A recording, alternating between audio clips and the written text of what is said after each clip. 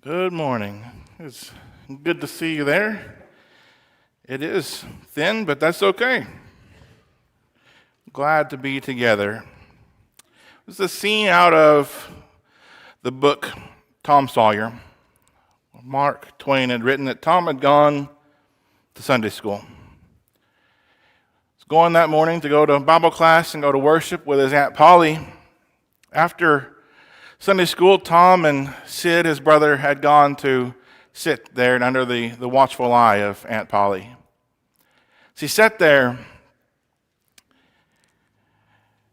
he sat through this worship assembly, and we see through this writing of how he described what he was a part of.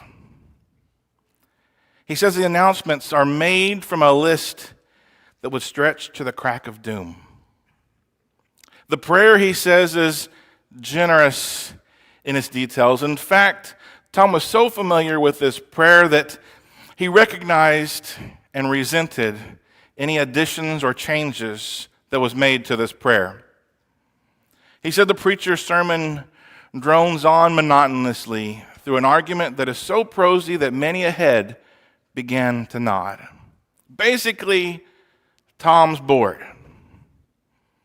Maybe Tom's descriptions of worship remind us of experiences in our own lives, especially through childhood, sitting there and thinking, when will this be over so that I can go home and play? When will this be done? But maybe even as adults, it reminds us of experiences of worship assemblies that were less than invigorating. Maybe you've had that thought this morning. I hope not. Unfortunately, today, though, there are many people who have began to accept worship and expect it even to be dull, to be trivial, to be boring. Our time that we spend in worship is often spent thinking about what we're doing for lunch today, hoping that it's not burning at home when we get there, or that the restaurant has enough seats that when we get there we can go right in and not have to wait, and that they'll have my favorite meal prepared for me today. Maybe it's used to count the bricks on the wall, or even to search through the songbook looking to see what's the longest songbook, or what's the oldest song in this songbook. And rather than a positive experience, our worship becomes a ritual simply to endure. And it's true that as a performance, worship ranks pretty low compared to the things that we watch on our TVs, on our phones, on our computers, or in movie theaters. In terms of excitement, our worship service doesn't even begin to come close to a good sporting event. So why go to church? And by that I mean, why go to worship?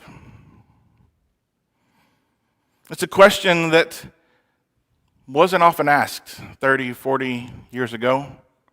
In most communities, it was commonly assumed attending worship was important. But in our day and time, people ask, why go to church? I would suggest to you that we need our times of worship together. I understand worship can take place away and apart from here, from the usual place where we gather when we meet. But we need time together. If we don't have that time of worship where we're gathered together, we tend to lose focus on the things around us. We tend to lose perspective. We tend to lose our sense of values. We begin to think that the only things that matter, the only things that are real in life are the things that we can see and that we can touch, that we are around each and every day. It's hard to live in a Christian society, or live as a Christian in a society that doesn't think much about God. It's hard to live as a Christian in a society that doesn't know much beyond this material, physical existence.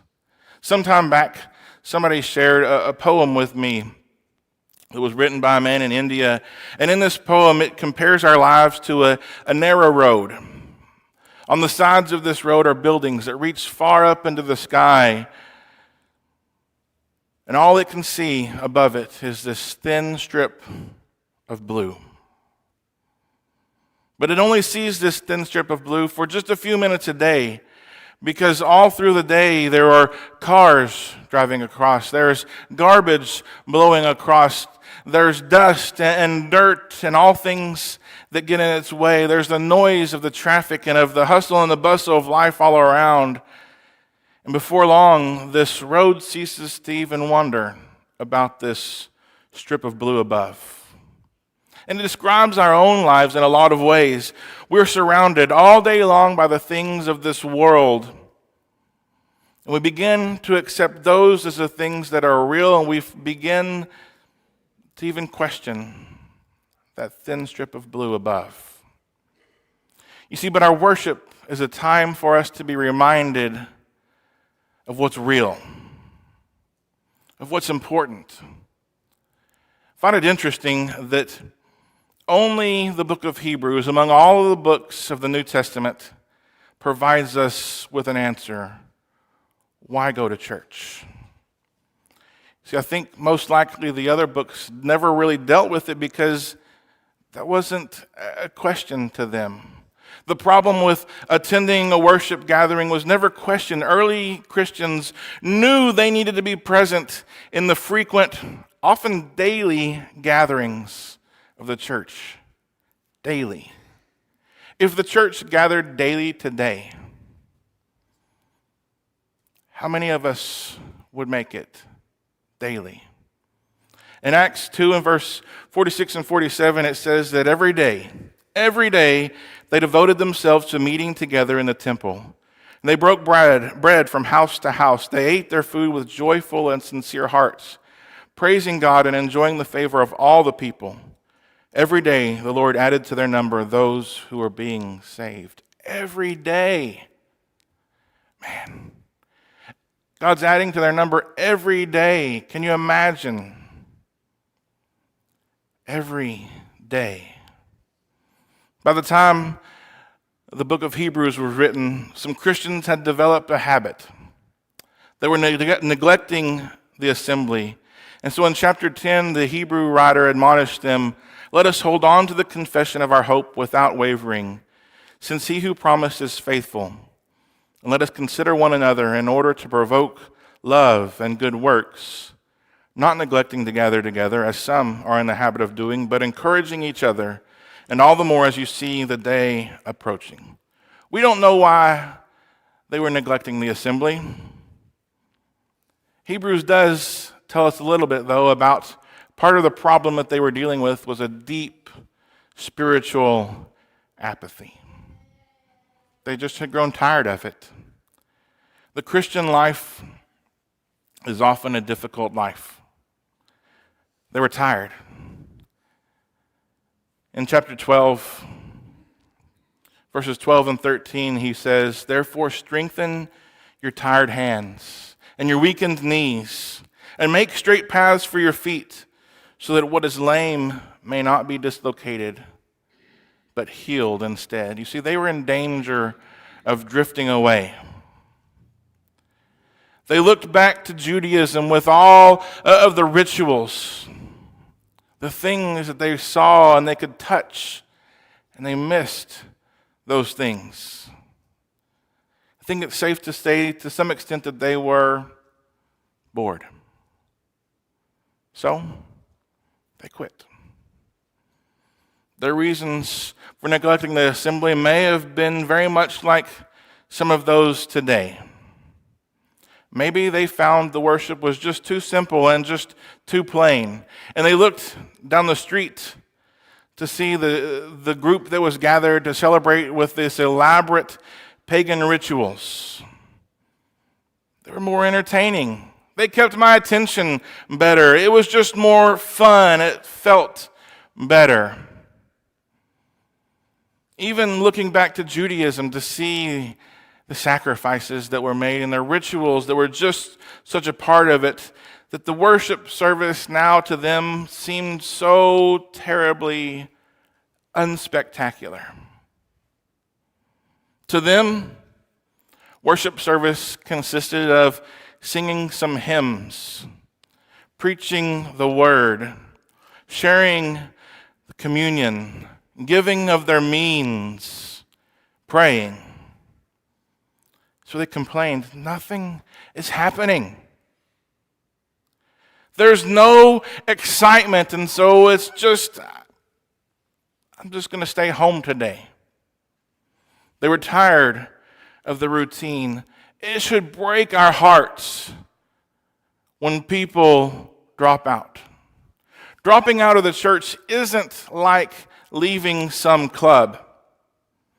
It's like throwing away a precious treasure or exchanging some worthless trinket when you could have had something of far, far greater value. We're told in verse 15 here of Hebrews chapter 12 to make sure no one falls short of the grace of God. Then in verses 16 and 17, we're reminded of Esau, who threw away his precious inheritance for a bowl of stew in Genesis 25. See, Esau was the firstborn. He had the birthright. He was to get a double portion of his father's inheritance. It was going to give him all the privileges of being a patriarch. But as important as that was, he gave it up because he was hungry, wanted a bowl of stew. It was foolish. And it's something that we need to make sure that nobody makes that same mistake by leaving the church for the insignificant things the world has to offer us. Maybe at this point we would expect the Hebrew writer to encourage his readers by suggesting maybe you could make some changes. Maybe you could make your worship a little bit more exciting, bring some other things in that might keep people's attention a little bit better, something that competes with the world, something that they want to see and hear and be a part of. Bring that in, poll the people, ask them, what can we do to keep you here? But he doesn't. That's not what he says. I'm reminded, though, of what Jesus told the woman at the well about the Samaritans when he says, you worship what you do not know. I think today there's a lot of people worshiping what they don't know. They think that they're worshiping God, but so often we've replaced God's desires with our own. So we come back to the question, why go to church? See, in chapter 12 here of Hebrews, he gives us a simple but powerful reason why. See, he describes what happens each and every time we gather to worship. Even when we don't feel emotionally moved. These were words that may have been read in a small gathering, meeting in someone's home. In a meeting that nothing significant ever happened. It was never impressive or spectacular, but he wanted them to know every time you gather, something very important was happening. He pointed them back to their history. Here in verses 18 through 21, for you have not come to what could be touched, to a blazing fire, to darkness, gloom, and storm, to the blast of a trumpet and the sound of words. Those who heard it begged that not another word be spoken to them, for they could not bear what was commanded. If even an animal touches the mountain, it must be stoned. The appearance was so terrifying that Moses says, I am trembling with fear. I want you to imagine for a moment you're an Israelite living in the time of the Egyptian captivity. You spent your entire life in the land of Egypt as a slave. Every day you existed to do the bidding of your Egyptian taskmaster. There's a pyramid that's a testimony to your labor. But now, this man, a man named Moses, has appeared on the scene and is a spokesman for God, the God of your ancestors.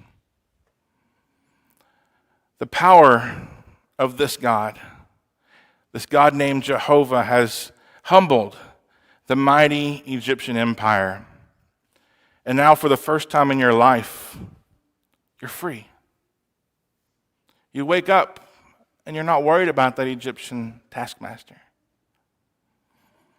You've made a very treacherous journey through the desert of Sinai.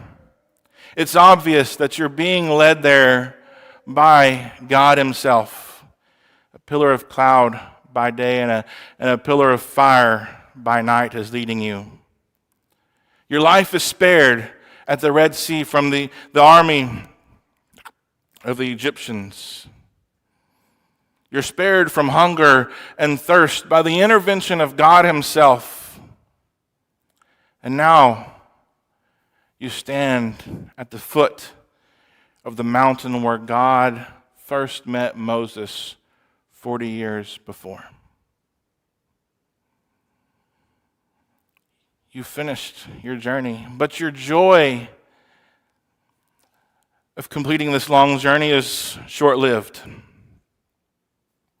because it's replaced by absolute terror. You've witnessed the plagues that brought a proud Pharaoh to his knees.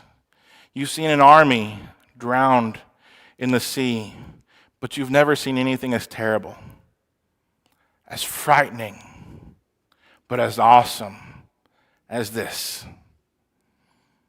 The mountain that rises up before you is covered by a thick cloud.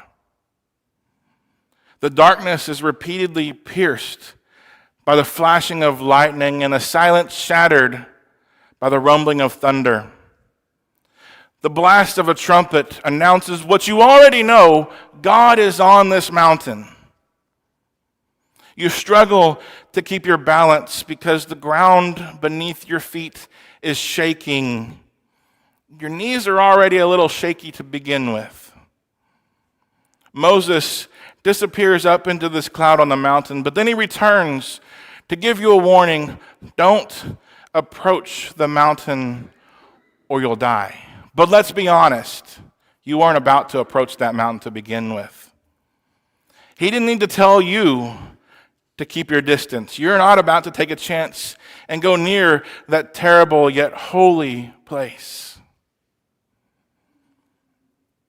And then the most terrible but awesome thing takes place.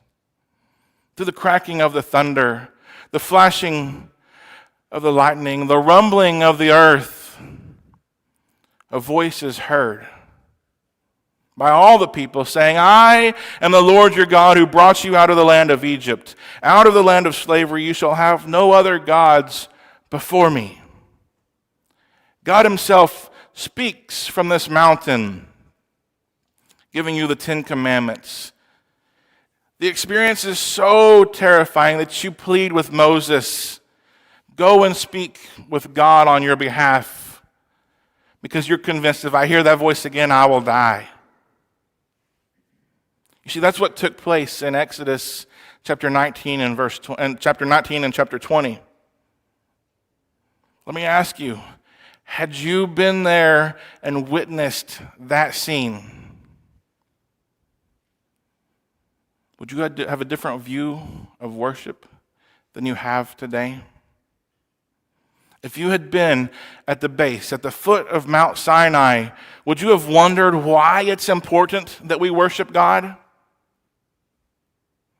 The greatness, the glory, the grandeur of God would naturally drive you to worship. It was only natural that the Israelites went to their knees before God. See, that's what the writer of Hebrews chapter 12 is telling us. Just think, if we were in a situation like that Maybe we could appreciate worship so much more if every time we prayed, the lights flickered and the floor trembled just a little bit so that we could know that our worship is meaningful. But the Hebrew writer says that's not what happens when we worship. He says, you've not come to Mount Sinai. And compared to what those Israelites experienced, I must say it is quite boring. But the Hebrew writer wants us to know that there is tremendous significance in what takes place when we gather together. But you have come to Mount Zion and to the city of the living God, the heavenly Jerusalem. We've come to Mount Zion. It's one of the great blessings of our Christian faith that we are invited to draw near to God and worship. Christians, as we gather, are on holy ground. The bricks and the mortar, the pulpit and the pews, there's nothing sacred about those things. But wherever God the Father and Jesus Christ the Son are present, we must respond to that presence by figuratively taking off our shoes in reverent and worshipful praise. You ever thought about what happens in worship, even when you're not in the mood? When the singing and the preaching aren't as enjoyable as you might like for them to be. It may not look like much, but when we worship, we come into the presence of God. The Hebrew writer may as well have asked them, do you realize who you are meeting with? Sometimes I think that as we gather, we forget we are in the presence of the Almighty God, that we are privileged to have an audience with the King of all creation. You see, it's tempting for us to judge the quality of worship by the beauty of the setting, by the impressiveness of what we see and what we hear. The Israelites approached God in a scene that was tangible yet terrifying to the senses. They could see the glory of God. They could hear the power of God, but our worship is different. As the Hebrew writer tells the Christians, we have not come to Mount Sinai where God came down. Our worship may not look impressive, but we should never forget that we are still in the presence of God, and that's what happens every time we meet for worship. Sunday mornings, Sunday nights, Wednesday nights, when we gather together, we come into His presence. One of the purposes of us gathering together is to help us keep in tune, to keep connected to the great shepherd. See, we live in a changing world. We experience rapid changes in everything around us. The state-of-the-art computer today will be obsolete in just a few days. There'll be something newer, something better, something greater. Our society is so mobile that it's hard to keep our friends and acquaintances for long periods of time. Beliefs and moral standards are constantly changing. There are so many things around us changing that we can't prevent, but we need one area in our life that's stable, a place to give us security. The author of the book of Hebrews tells us that Christians have that anchor for their lives. At the end of chapter 12, he pictures the end of everything. He talks about the destruction of the world and the end of all material things, but refers to the enduring of those heavenly realities which cannot be shaken. He draws the conclusion, therefore, since we are receiving a kingdom that cannot be shaken, let us be thankful. By it, we may serve God acceptably with reverence and awe, for our God is a consuming fire. In a world filled with change, we find in worship a kingdom which cannot be shaken. We come together each and every Lord's Day to be in the presence of God. It may not look like much. We may not leave feeling an emotion of excitement. But what takes place here is of great significance. We approach Mount Zion. We offer our praise to the only one who is worthy of all praise. And may we as Christians never take this opportunity in a light manner. Reach out to those who you see are missing. Explain to them how important our time together is. Why would you want to miss out on an opportunity to gather to worship with the Creator of everything? And you know what's amazing is we have the opportunity again tonight at 5 o'clock. I challenge you to come back, to be here as we enter into another time of worship, of singing praise to our Heavenly Father, a message brought to us from His Word. Why would you want to do anything else but worship the God who gave you everything? This morning, maybe you need to give your life to Him.